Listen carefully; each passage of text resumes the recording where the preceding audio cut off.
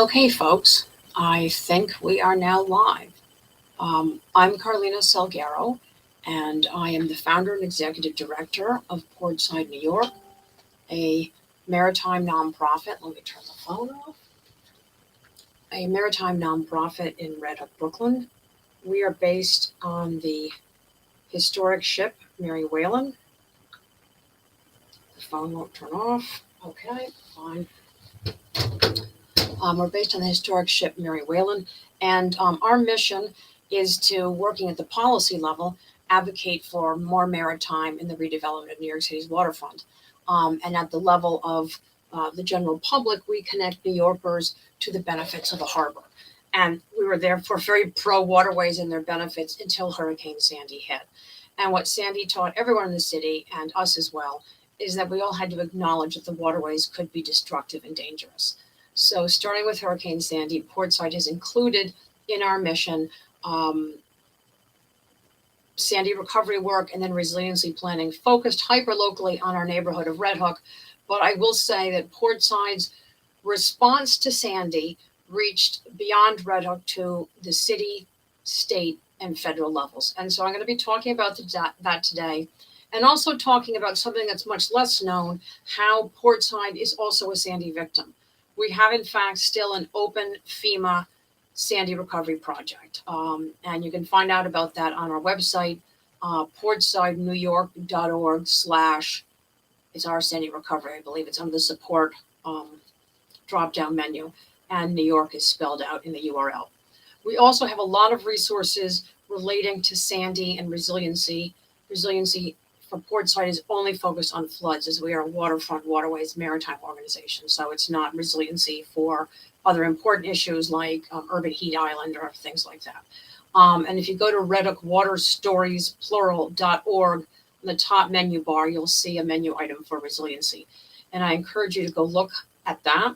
We have been told by professionals in the disaster response space that though it's written for Red Hook, as one of them put it, it'd be great if every neighborhood had a resource like this. A lot of the information is applicable to other neighborhoods.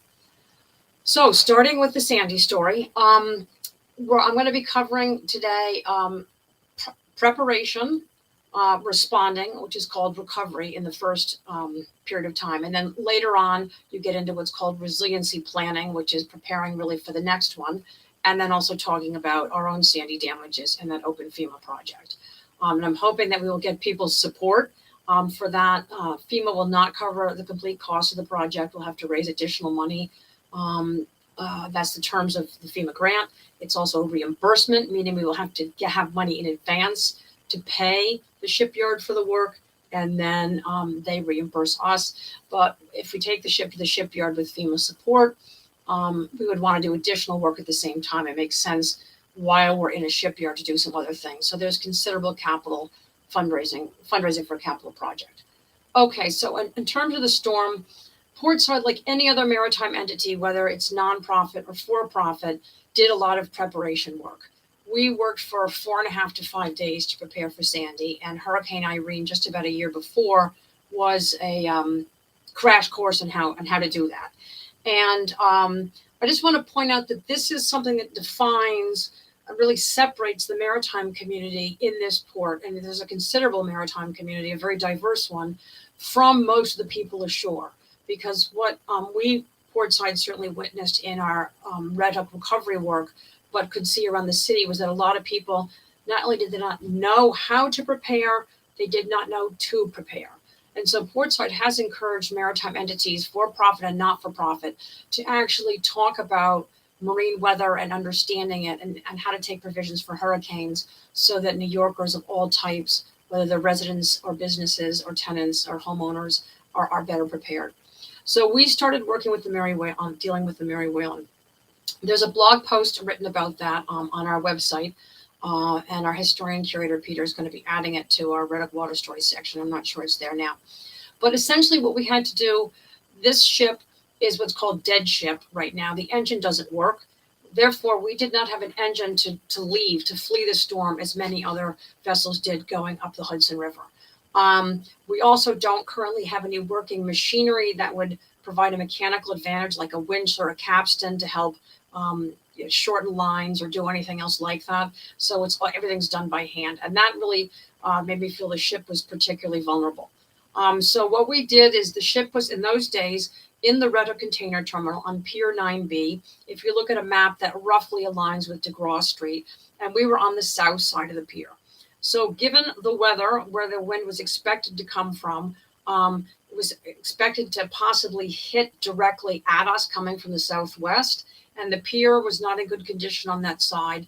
If the Mary Whalen broke free from the pier, either because the pier collapsed or the lines, the ropes tying the ship to the pier broke, we were at risk of going up on some nearby rocks, or maybe even worse, shooting south down the Buttermilk Channel toward God only knows what. Because we also, by the way, the steering gear is not attached, so we have no ability to steer. So I called the tugboats and got the assistance of moving the Mary Whalen around to the other side of the pier, where she'd be protected from the wind, also exposed to less waves if there were waves coming across the big upper bay and that far up the Buttermilk.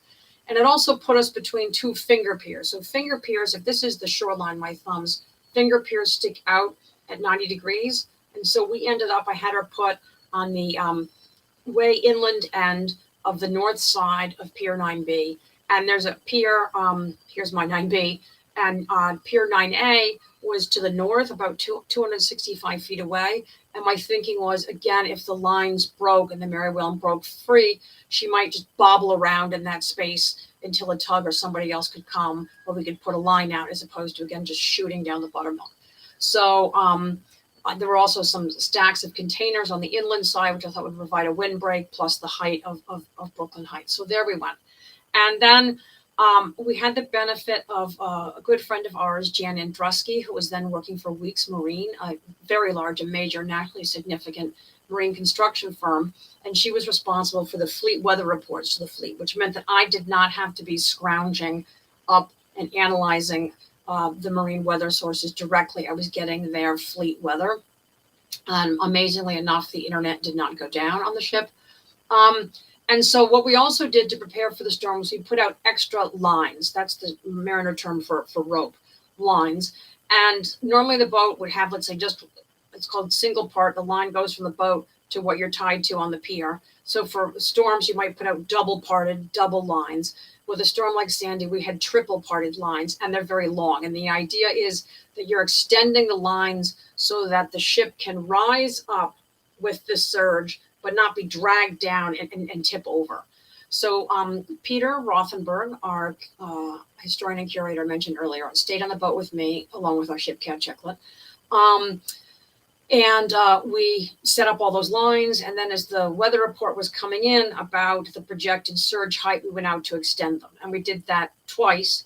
And then I forget now exactly how many hours, not quite 4, I think, before the surge hit, we heard that there was an expected 12-foot surge, and it was due at high tide. So for those of you who are not mariners, the tides in New York Harbor, the water is not at a static height. It's going up, depends on the season and snow melt in the winter and the moon and everything else, but 5 to 6 feet roughly. And it's not the same everywhere in New York Harbor because the water's coming in from the ocean. So fortunately for New York, Sandy did not hit at high tide in the Bronx, for example, where the Hunts Point food market is, where the city's perishable food, most of it comes in. But it was high tide, down here at Lower Manhattan and in Red Hook. So about 4 hours before the surge, we heard that it was going to be about a 12-foot surge. And I was very concerned, therefore, that the Mary Whalen could ride up over the pier. So if this is the pier, and here's the Mary Whalen, she could come up higher.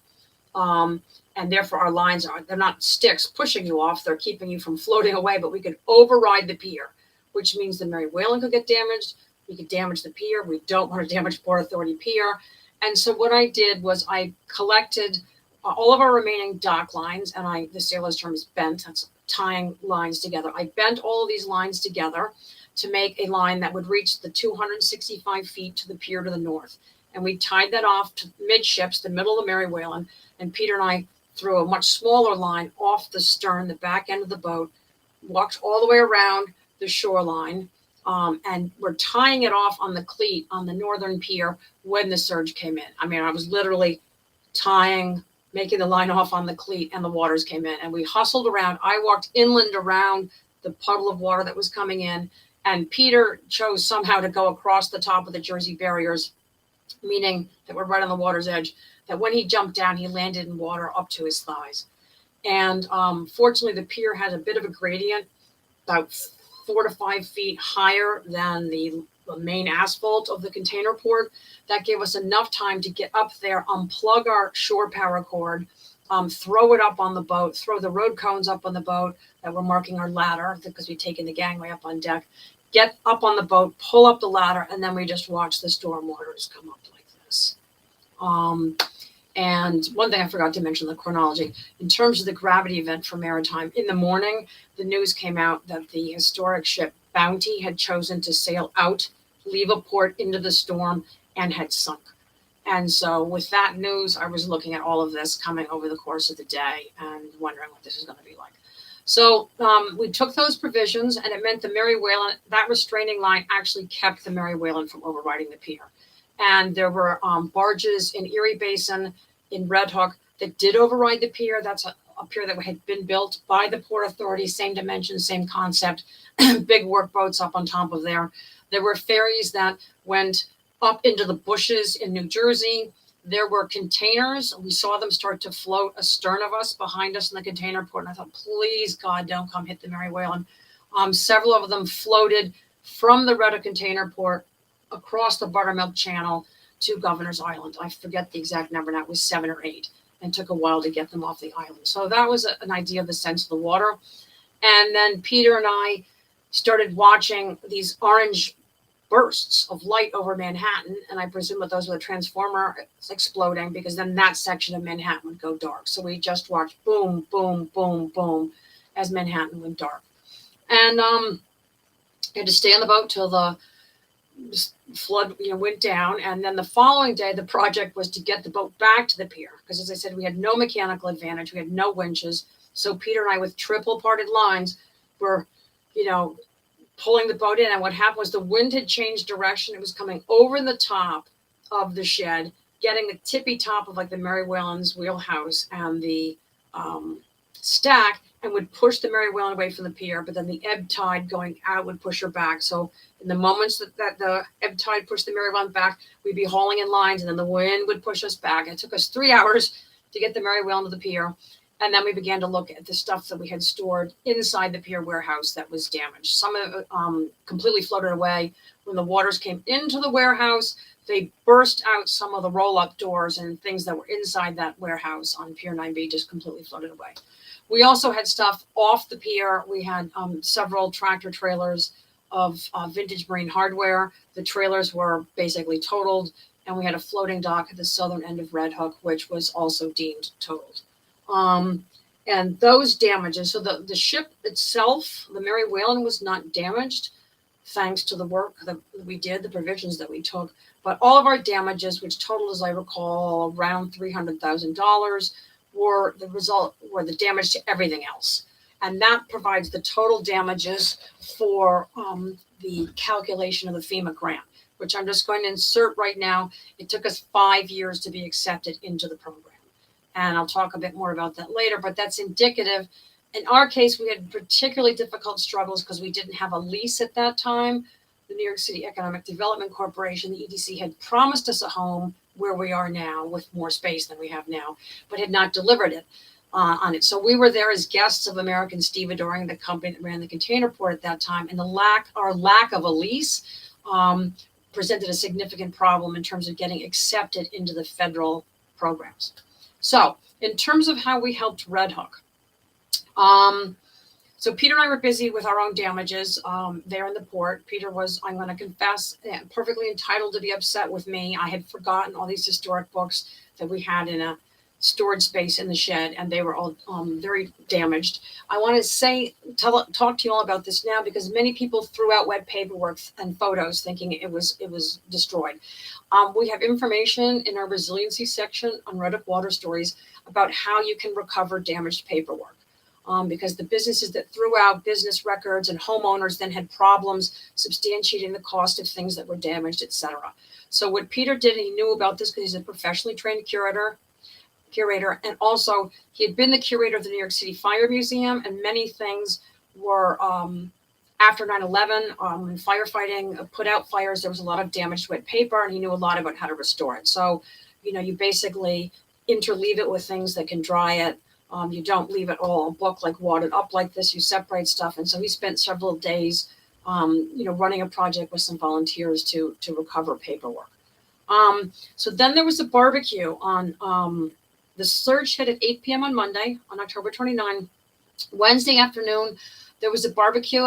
Miraculously, again, the email had not gone down.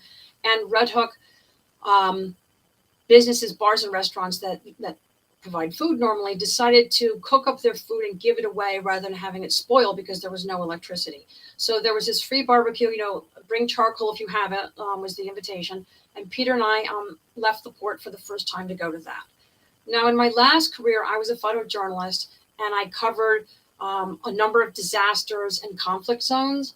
And so I recognized within a few blocks of biking down Van Brunt, even before we saw any people, the scale of the damage. And I'm going to confess to you, this was, and I usually cry at this point, and starting out was really heartbreaking to me because I felt like a triumphant captain who had saved a historic ship 172 feet long. I checked in with colleagues. Most of us were like, yay, we did it. And then I come ashore and I see this damage, and it became clear that a lot of this damage, some damage could have been prevented. And the community didn't know that they had to prepare, and many hadn't. And it was really heartbreaking to see this. So we went to the barbecue, seeing the extent of the damage, and decided we should do something. But this was a dramatic pivot in PortSide's own story because we had declared a real estate crisis earlier in the year. On February 28th, 2012, a date burned in my memory, we had announced we need a home by April 30th or we will close, because the EDC had not provided this home, and it was not a sustainable situation in the container port. And we had not closed on April 30th because there were several very promising real estate negotiations underway. Those were all drowned to a standstill. I have to admit, I didn't realize the extent of the damage immediately. I thought it would be like 60 days and people would be back talking to us. And as we all know, this Sandy was so devastating that it went on for months and months and even years and years. And so those real estate options didn't come back to us. But I made the decision that we weren't just going to sit on our hands and do nothing. The negotiations weren't happening, but while we were waiting, we would serve. And that's how PortSide rolls. And we did. So Peter and I saw the damage on Wednesday. Thursday, there was a meeting at the Kentler Gallery assembling, as I recall, business leaders and important people from the city government. And that's when I learned that RHI, that there was a volunteer situation going on at RHI, the Red Hook Initiative, and some other endeavors. So I went over to RHI, and Occupy Sandy had set up this huge recovery effort there. And I asked if PortSide could help in some way. And RHI was interested in having the volunteer dispatch be moved out of there. So I said, okay, we'll take that piece. And then I set out to find a place to set that up. And looked around what was flooded and not. And because the meeting had been at Kentler, I could see that Realty Collective, the real estate office next door, still had lights on. So I knew the owner, Victoria Alexander. She was Victoria Hagman then. She since got married. And I asked Victoria via email if PortSide could use her office. Despite her home in Red Hook being really devastated and she had a lot to deal with, she said yes. Really an incredible, generous act, an act of trust. And so we got keys and started to move in on Friday. Things were moving so rapidly that by the time we moved in on Friday, South Brooklyn Industrial Development Corporation, which was then called the Southwest SWIBDIC, was setting up a volunteer dispatch across the street and south the block. So I was like, okay, well, what's PortSide going to do? So we decided that we would set up a computer center. We had just got a whole bunch of donated used computers from the Electronic Recycling Center in Gowanus, the Lower East Side Ecology Center. And they were just sitting on the floor of the office, the deck of the office, in the boat. So we got a borrowed car. Dave Ingram, as I recall, helped us. And we loaded all those computers down the ladder and into the car, and we brought them to Realty Collective. And the address there is 351 Van Brunt, which I mentioned because 351 became the name, as we learned afterwards on social media. Occupy Sandy and other groups were putting that out. So we set up the computers in the back room of Realty Collective, and the front room a bunch of tables, and it was kind of like, I've never run an aid center before. I was like, let's see what happens. Kind of what do people need? And what ended up happening, what we were doing was matching needs that walked in the door and then opportunities that came in the door. Or once we heard about needs, I started working phone and email to try and get resources that would match those needs. So in other words, the PortSide team we were not ourselves removing sheetrock or fixing electricity. We got other people to help do that for other people. And so the computer center we were running, and Peter helped people with the tech in the back if they weren't really computer savvy. So this ended up being the first small business recovery center in Red Hook. The Brooklyn Chamber of Commerce set up a table. That's how I met the amazing James Ellis, who's now one of the principals at the Red Hook Business Alliance, and works on Sundays at the Ice House, and so he knew Red Hook really well. We brought in legal aid from various groups. We brought in financial assistance, and we also helped bring the SBA, the Small Business Administration, into Red Hook. That was kind of funny. They were considering, IKEA did an astounding job for Sandy recovery. I'll talk about that some more later. But SBA was considering going to IKEA. IKEA, I guess it hadn't sort of been confirmed yet. And SBA was like, well, we don't want to make a commitment until we know where it's going. We put the press release. And I basically said, pardon the expletive, people don't give a shit about your press release. They want help. Get your stuff up here. If you ship it to us at 351, we will handle it and make sure it gets over to IKEA. And they actually bought that. And that was actually also an important factor later on in our own Sandy recovery, because we had a relationship with SBA that I could leverage somewhat in trying to get PortSide into the aid pipeline. The other amazing service that we were able to offer, because somebody walked in, and that was this angel electrician, Danny Schneider. And he had found out from his wife from a Facebook post that Red Hook needed electrical help. So he offered his services, and he worked for free. And it wasn't possible for us to, we basically got people organized. So we said, listen, to dispatch Danny, we're going to make an electrical sign-up sheet. Get yourself in here, your address, your building, your time availability. Pioneer Street, the one block between Coffee Park, Richards, and Van Brunt, was the most organized block we dealt with, really the only one that we dealt with that got really organized. And I haven't heard subsequently that other blocks really got organized in this way. But we ended up with an Excel spreadsheet with all the building owners. So not the tenants. We were dealing with the building owners because they were the ones in charge of electricity, and dispatched Danny. And as I recall, he inspected 60 buildings for free. And then he repaired for free. The owners just had to cover him for the cost of parts. And it was something like 24 buildings, I think, that he also repaired, did the electrical repairs. Danny was a hero and an angel. And I choke up thinking about, how he just was, amazing and relentless, and always a good cheer.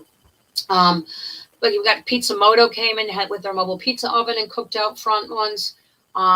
We also, we had met Medical Matt, as he came to be known. He was a medical student living on Van Brunt Street, who realized within a few days of Sandy hitting that he was not, the best way to use the time was not removing sheetrock and dealing with food lines and things like that. But as he said, the big lesson from Katrina for him was how medical conditions that normally are managed can blow up into critical life-threatening situations. And therefore, people, the community, medical professionals, anybody needed to reach people who had those conditions. So he set up a system of runners, and they focused initially on the Red Hook houses in Red Hook. And many of those are tall buildings that need elevators. And so they went door knocking, and they identified people who had medical issues and what did they need, whether they needed refrigeration for their insulin, did they need a prescription refilled, things like that. And he was there with stethoscopes. So they were, doing exams as well as collecting information. And then they got whatever those people needed to them. It's really an astounding performance. Because the Red Hook houses is the second largest public housing development in New York City. It's the largest in Brooklyn. There are about 10,000 people in there. And we have Medical Matt spoke at a resiliency youth education, I always get a youth resiliency education and community service event that PortSide ran on March 17th this year. And he talked to the students via Zoom. And that's up in Red Hook Water Stories. So you can hear him tell the story himself.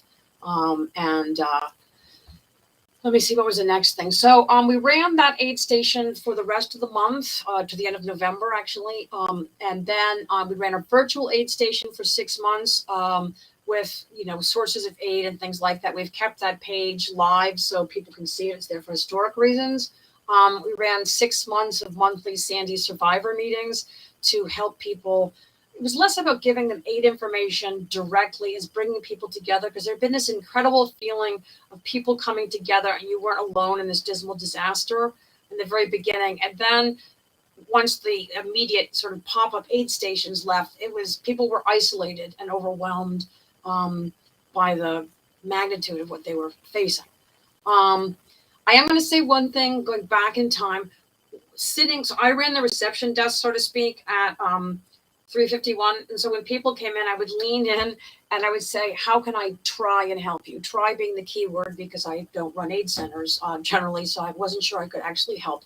And one of the things I heard over and over again was, we were told to evacuate for Hurricane Irene, but nothing happened. So we thought we'd be okay. That's the first time I've said that without choking up. And that was an example of what I said at the top of this live stream, how the maritime people knew they had to prepare and also knew how to prepare. And many of the people living ashore, whether in coastal communities or even in Red Hook, a maritime community, did not know they had to prepare. And it was that analogy of Irene and Sandy that really made me committed to try and help Red Hook and other people understand the need to prepare and understand how to prepare. I encourage you all to look at the resiliency section in redhookwaterstories.org. So then moving on into what's now more the resiliency phase, we have done resiliency planning work. But the other thing that we did, and this is very PortSide, is we highlight the work of other people and organizations and businesses. And that's the way sharing information is powerful. And so we then started honoring people who had done important work. And really one of the big ones, a huge one, is the IKEA store in Red Hook. IKEA, I think it's maybe Swedish culture or something. They didn't even put out a press release about this. And I kept hearing from people in the neighborhood how much work they'd done. So I asked the managers if I could speak to them to talk about it. And this is, my reporter in me took over there. And I'm going to pop open the blog post about this because there's really so much. So here are some examples of what they did. And by the way, the local store manager made the decision to do this and did not seek approval of the national corporate office. So that was really a bold act, and I'm glad it went down okay. They donated furniture to businesses. They donated to nonprofits. They went knocking door to door to homes to offer things. They housed a recovery center, and how the media missed this. We didn't find any stories about it, which was one of the reasons why I called IKEA. Their cafeteria and back rooms had national disaster organizations, the Brooklyn Chamber of Commerce, banks, and everything else. They work with Tunnel to Towers, who brought 16 box trucks of donations for their co-workers and Red Hook neighbors. They had a hiring event for displaced workers. They made a dormitory for their own workers who lived in Red Hook Nightshaw, where the power was out, so that those workers could stay in the store with their families. They provided $250,000 so Global Green could put a solar power program in the Red Hook Rec Center so that Red Hook would have an off-the-grid resilient center for future disasters. They subsidized the free Red Hook Summer Ferry in 2013 and 2014 to bring shoppers back into the neighborhood to help the other small businesses recover. They had 3 counselors to help their co-workers, as they call them, staff, deal with the trauma. They organized a co-worker donation program. They got donations for other stores. They donated over $500,000 in products in the New York, New Jersey area disaster. They donated to firehouses, senior centers. They rebuilt Red Hook Senior Center and public libraries. It kind of goes on and on. That's not all of it, but really an astounding performance by IKEA. So we honored them. We had a resiliency themed fundraiser, and we honored them with a surprise Good Neighbor Award. And they didn't know it was coming, and we thought people should know. We also, at that same fundraiser, honored Victoria Hagman, now Victoria Alexander, who had donated Realty Collective space to us for the AIDS Center 351, and honored Danny Schneider, who I mentioned earlier. We honored our own historian curator, Peter Rothenberg, for staying on the Mary Whalen to protect her. I also want to say something about protecting the Mary Whalen. So she's a national, she's a historic ship on the National Register for Historic Places. She's the last of her kind in the country. So she's a precious asset to save. But the other thing that we were doing in protecting her was we were protecting the property of others. If she had broken free, like another tanker, you can Google John B. Caddell, Caddell. That tanker went ashore on city property and has to cost New York City millions of dollars in terms of getting her off their, pollution abatement because fuel leaked out of the engine room, and it was a whole complicated story. So the work that we did not only saved the Mary Whalen, it saved other people from, possible damages. So then in 2013, the fall, I was appointed. So this is an example of how PortSide's impact reaches the state level. Oh yeah, one thing I forgot to mention, we got an award from the White House for our Sandy work, both the preparation, protecting the Mary Whalen, and the recovery work. The Obama administration was incredibly smart about this. The award ceremony in DC was actually not about getting some sort of plaque or an award. They were really smart. They wanted to hear what people had done. And so we were seated in panels, all the awardees. There was a Champion of Change Award, it was called, and in front of 120 some employees of the federal government who were involved in disaster response somehow. And they asked us questions. They basically wanted to pick our brains. What had we done? What was effective? What could be better? What could the government do? This was really, really smart. And what I conveyed, the PortSide team had been workshopping, all sorts of ideas after what we saw, where were crisis points? What are points of failure? What ideas do we propose? What ideas do we see work? And so I talked about those things on the panel at the White House. And as a result, the senior members of the Federal Disaster Recovery Team came up to talk to PortSide on the Mary Whalen. We were in the container port. I have to say, this is like a classic PortSide situation. Here we are, awarded by the White House, having such good ideas that senior people from the federal government disaster response come to talk to us, and we're homeless, quasi-homeless. The ship has a place, but it's not a viable place. The Port Authority wants us out, and, it's like the real estate saga here still goes on. Honestly, all we do is keep winning awards and doing impactful programs and struggle for space and permissions to do things.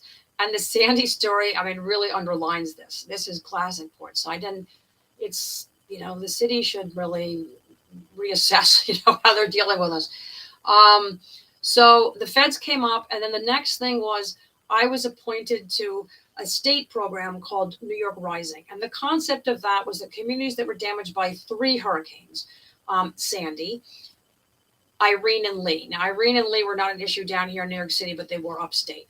And the notion was that communities actually know best what their issues are, strengths and weaknesses are, and that government could be there to help, but the communities don't have the resources themselves to make their own resiliency plans. They don't have planners and engineers and architects at their disposal, all of them or some of them, or none of us.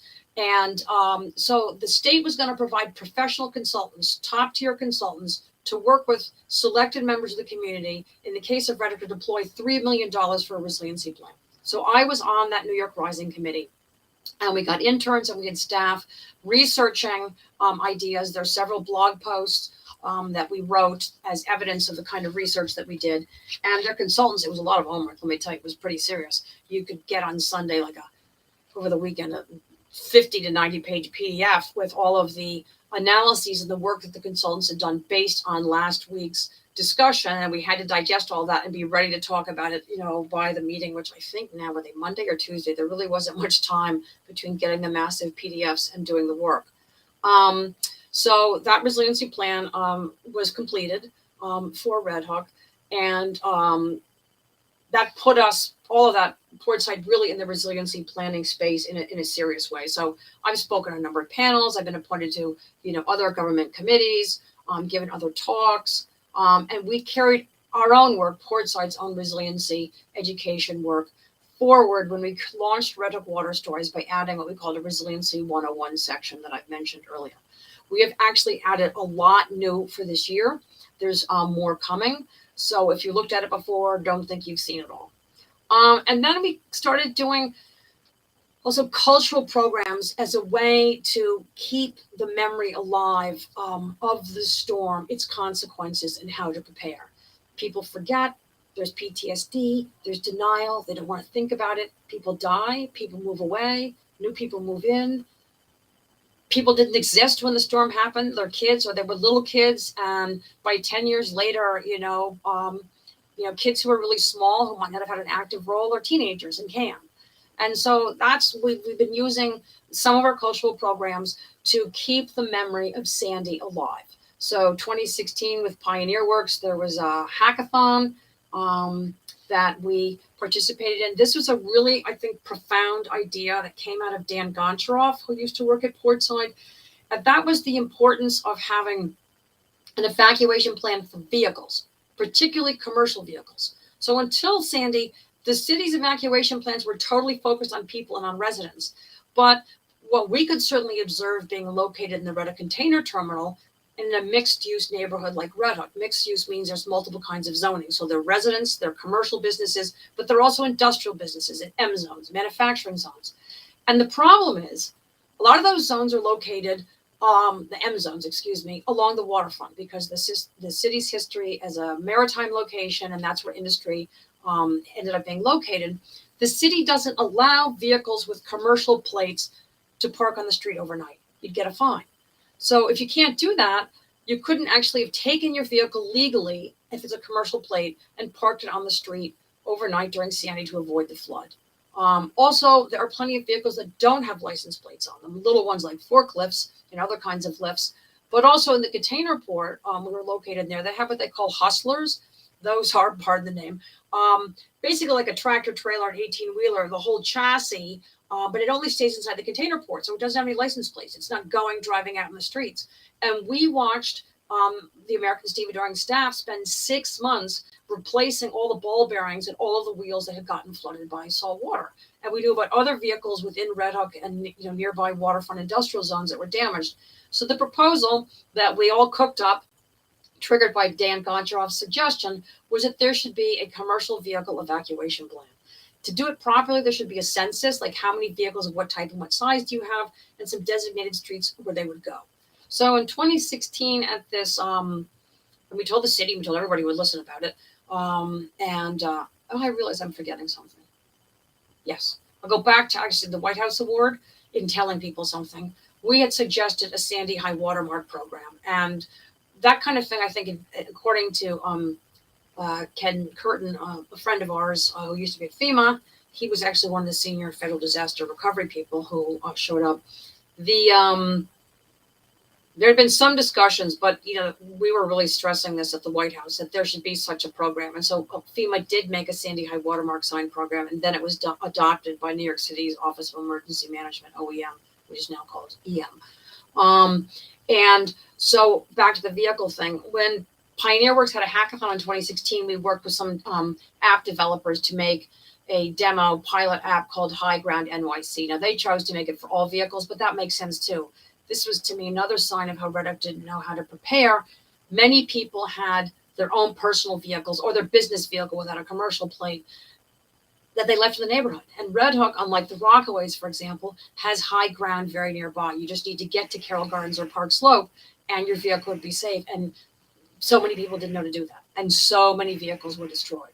The other thing we did in 2017, we worked with a Pioneer Works artist on an art project. I'm not going to read off. We did basically a lot of stuff, kept going. And 2017, we actually got one of those Sandy high watermark signs installed right at the entrance to Atlantic Basin. And there's a life ring right beneath it with our cat Chiclet saying in the photo, "Are you ready for the next Sandy?" and a QR code and URL going to our resiliency section. We used the cat and we hung it low on purpose as a way to catch little kid eyeballs and all the people obsessed with cats. Whatever we can do to get people to think about this. And then coming up to the present, earlier this year, we ran what I mentioned before, the Youth Resiliency Education and Community Service event. And that we're using as a pilot for doing, and that was with high school students, doing more of that this year. We've got a grant of $115,000 from Federal Department of Education DOE funds coming to us thanks to our Congresswoman Eddie Velasquez. Most of that will go for elementary school programs with PS15, but some of it will go to doing this kind of program with the high school students. That was an interesting example how that started. It was actually a foreign tour group, Cast Trips, who got in touch with us to do a visiting student program with students coming from an international high school in Texas. So they're not only living in Texas, many of them were actually non-Americans living in New York, in the United States, coming here, and they wanted to study resiliency, urban planning, and infrastructure. And so we turned that into a cultural exchange program, getting high school students from local schools so that they could have crosstalk comparing resiliency and flooding in Houston or whatever country they were from and New York, and work together with the hopes that maybe also they would have cultural change, ongoing relationships, which we understand actually worked. It was successful. Some of the students are still in touch, and there was definitely a lot of trading of notes because the school's in Houston, and Houston has a serious flooding problem. So that's kind of a quickie, and I wasn't so quick looking at the clock. Forgive me, lunch is almost over if you're having an hour.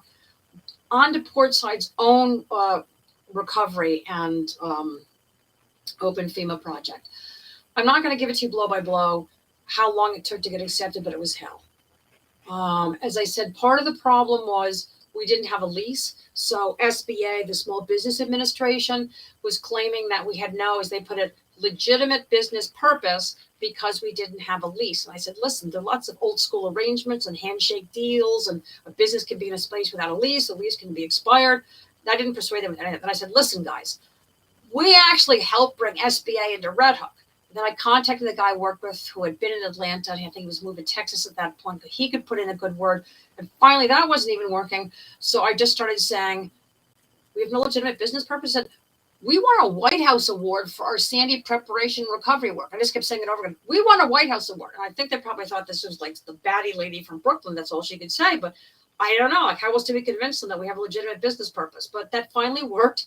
We were accepted in the program. And the first way this has to work is you have to be rejected for an SBA loan in order to enter the FEMA program.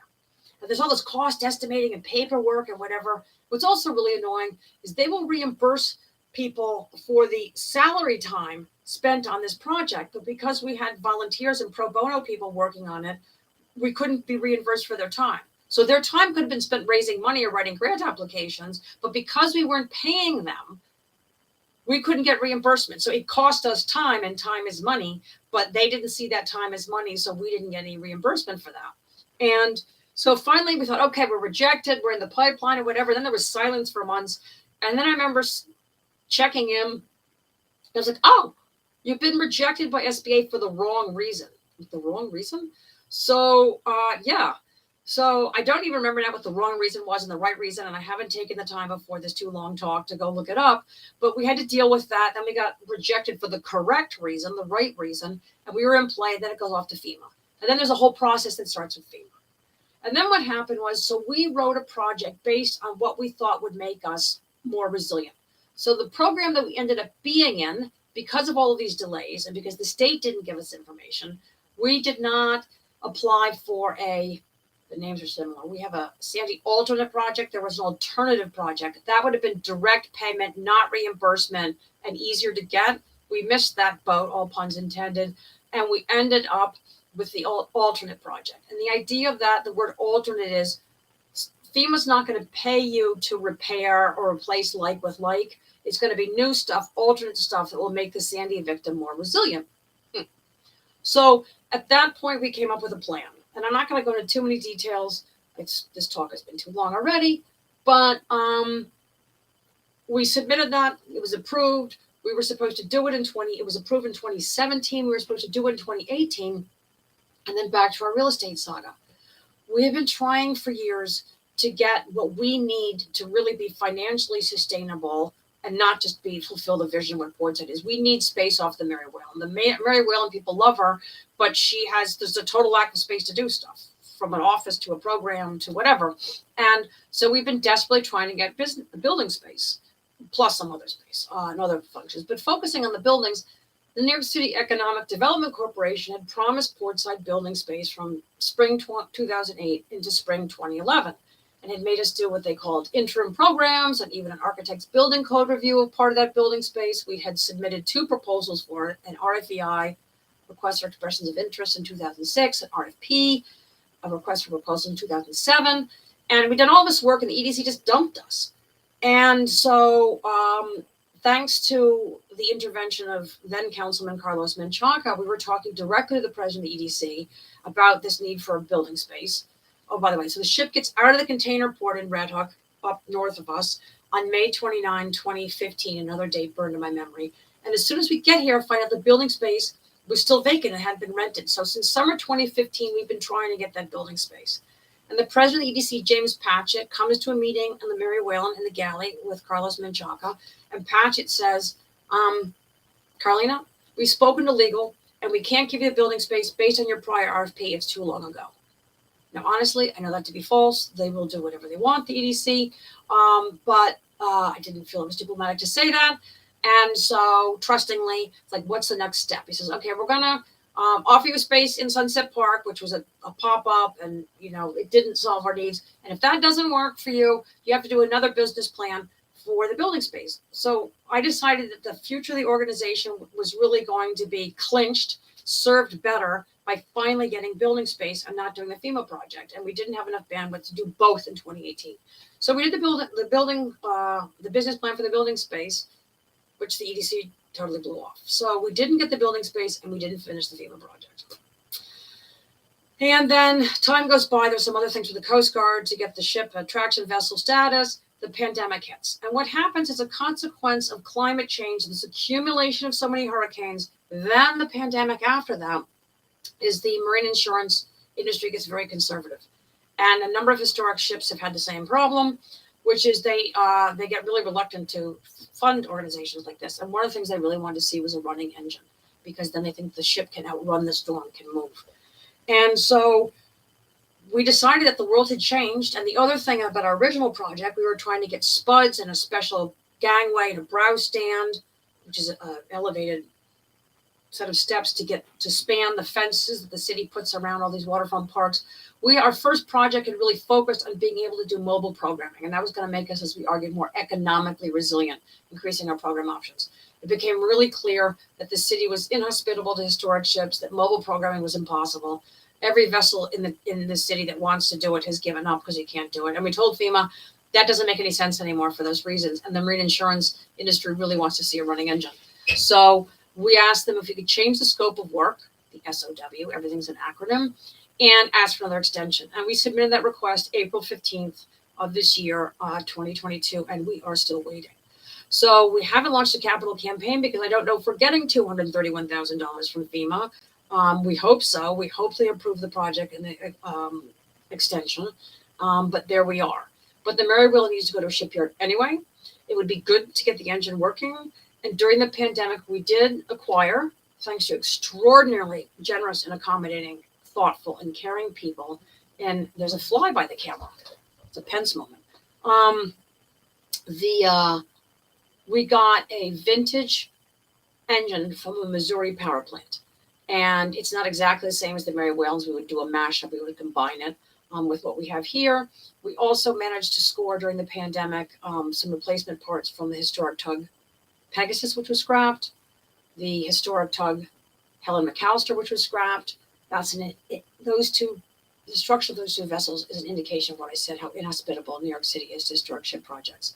And we're currently in discussion with a scrap yard and construction company in Albany that's getting ready to scrap the historic tug Chancellor to see if we can get auxiliary parts. Those are the parts around the engine, not the engine itself, from that tug. We want to inspect them first, but anyway, that should put us very, very close to having all the physical parts that we need. And after that, it's just hundreds of thousands of dollars. So anyway, I hope that this has been interesting, instructive. I hope you all prepare for hurricanes. And for now, we also have like hurricane, like Henri and Ida, these massive rain downfall events, which might not be a full-blown hurricane. And so please go to Red Up Water Stories, plural.org, redupwaterstories.org, and look at our resiliency section. And we hope that you will support PortSide New York. Our website is portsidenewyork.org. Spell out the New York. Okay, thank you very much. Bye.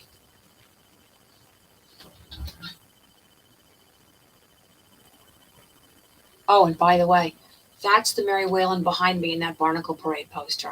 We're really touched. There's a 12-year-old in Red Hook who drew that on the poster. The parade theme this year is Ghost Ship, and that's the Mary Whalen circled by ghosts. Okay, the Barnacle Parade in Red Hook is always on the anniversary of the storm, rain or shine, October 29.